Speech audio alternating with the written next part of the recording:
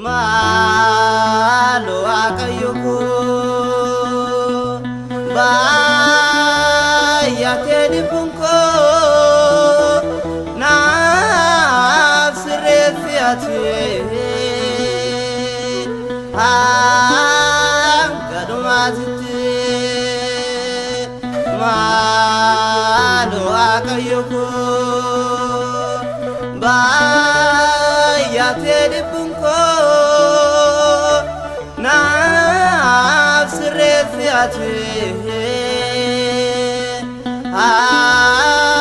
Gadumaziti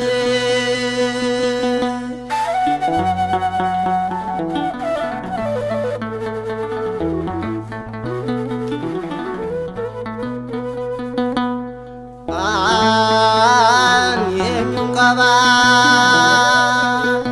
se umanam dada nangatin goftako do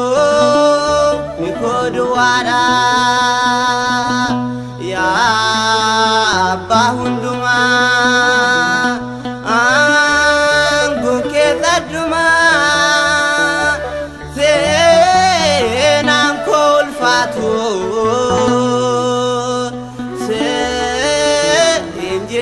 Rama Malo akayoko Baya tedi punko Nafsire fiati Gadumatiti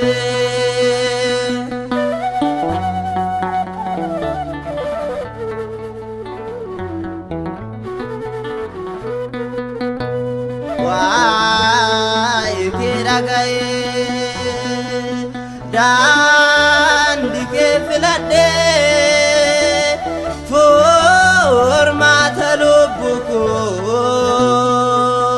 se ittiriade jal kabadumako anisitirife akanamoane nagadisise Malo akayoko Baya tedi punko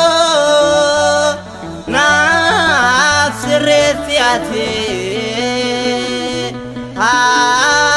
Gadumatiti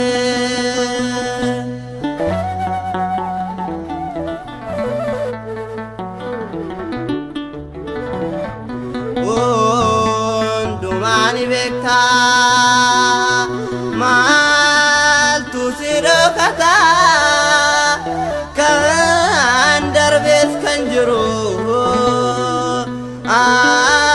kini agarta harga kiranega formata fiba gofta kona lali Kimal dabda Malo akayoko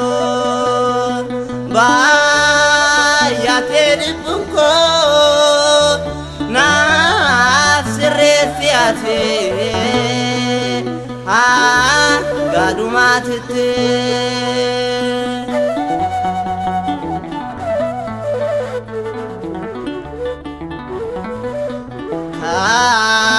Rakin argama jerune bakamu sitti kanuf kenne rahumanabu yeruma hunduma setuna beka kesate nisumaniga Malo akayoko ba ya tedi punko nafsir